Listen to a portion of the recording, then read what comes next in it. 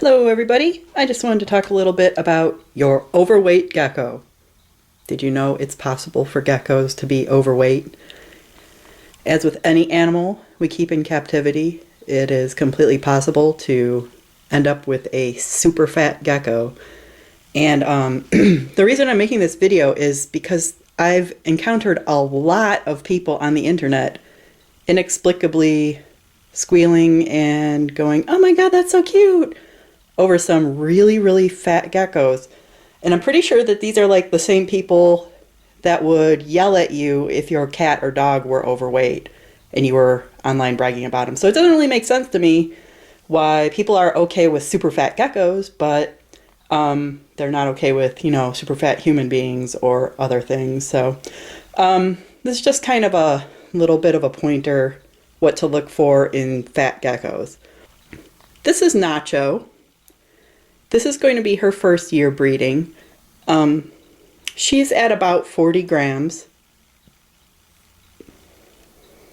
And as you can see, she's just got a nice, she's not super bulky along the sides. You can still kind of see where her ribs are. This is her rib area right in here. But she's still got a kind of nice, slightly rounded shape. And her hip bones don't stick out at all, so she's not too skinny. Her arms are well fleshed, her legs are well fleshed. She's a healthy looking gecko. She's a virgin, she hasn't had any eggs yet, so, but at about 40 grams, I think she's good to go. She's an otherwise very healthy animal, so. This is about the size of gecko I really like.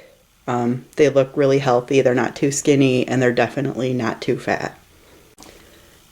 It's everybody's favorite really cranky gecko, Miss Butters. Butters is also at a good weight. She's also a virgin, has never bred. She's at about 39 grams right now. And I'll probably be breeding her this year. Just still considering my breeding groups and making sure I don't get overwhelmed with babies. But she's at a good weight. Again, her hip bones aren't sticking out at all. Well-fleshed limbs. Still hates me. She's not super fat on the sides here. This is the beautiful Miss Raspberry. She's had a year of breeding with me, and I've noticed that usually females, if you keep them well, if you keep them healthy, after their first year or two of breeding, they do get a little bit more plump around the edges. They kind of develop a little bit of chub to them. And that's probably my, mistake, trying to balance out, making sure that they get enough food to make sure they get their nutrients back after the hard job of laying eggs. But I do pretty much notice they get a little bit thicker around the middle, but still no jutting tailbone here and well-fleshed limbs, so she's definitely not malnourished or anything. But she's still at a pretty decent weight. She's at about 45 grams right now. This one here, Miss Crescenza, has a tendency towards fatness. And with her, I've discovered that this being overweightness, you can see she's got a pretty huge belly. And she's pretty wide to look at from the top like that. This tendency towards fatness also kind of hinders her production, her egg production. As with pretty much any other animal, obesity can cause, fertility issues. So I've been working with her, kind of feeding her a little bit less than I feed the others, and she's still staying pretty fat. So, I don't know, I'm still considering breeding her or not this year. I have to give it some thought, but she's fat. She's fatter than I would like a gecko to be. The thing is, the ones that really bother me online are even way fatter than she is, so I mean, some of these geckos look like potato shaped, and it's a little bit worrying that people really think that's healthy and cute. Now this is Dr. Pepper. This is a male. He's of breeding age. Probably going to breed him for the first time this year to see what happens.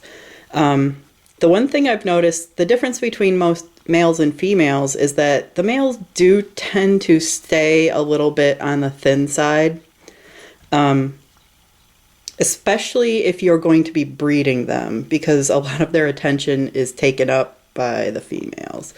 So I do get a lot of emails of people panicking that their males are small and they'll never get big or whatever.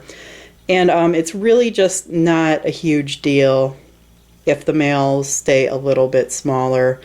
And this is a pretty good weight for him. He's at 33 grams right now. You can see he's got no jutting bones. His limbs are all nicely fleshed. He's not, I mean, he's got no ribs sticking out or anything, but I've had people freak out over geckos about this size, which just bewilders me. So I just want people to understand that, yeah, males and females can be a little bit different. Now, males can get too fat, especially once they're, you know, if they're not breeding, they don't have anything else to occupy their little brains. So just watch out, your males can get too fat too. So look at a couple other males real quick just to see. They pretty much are about all the same build. This is Mr. Crowley. He is at about 31 grams. And again, you can see he's slender. But as long as he can deal with females, he should have no trouble breeding. This is a pretty guy. He sometimes he kind of turns like an orangish color in here. It's really rare. I don't know what his deal is, why he changes these colors. And his belly is often this nice kind of golden yellow color. Thank you, Mr. Crowley. And this is Mr. Spenwood. He's at about 33 grams. The 35-gram weight that a lot of breeders recommend for gecko breeding is pretty much for the females. The females are the ones that have to carry the eggs. Their bodies go through a lot more than the males do. The males just kind of have to get their business on and then leave. They don't have to carry the eggs around. Their bodies aren't depleted by egg laying. So the weight is just pretty much more important for the females. But you still don't want to like put a tiny male in with females because he can get bullied by her. You just don't want to go the opposite way and wait around until your female is like 400 million pounds. You know, I see a lot of people just slamming their females with a ton of food, and they just get so fat. Crescenza does not appreciate me doing this, but I'm going to compare her to the slender male here. And I would say the male is a good weight, but this one here at about 52 grams, she's too heavy for her body size. So we're going to be working on getting her size down a little bit and see if that helps her egg production.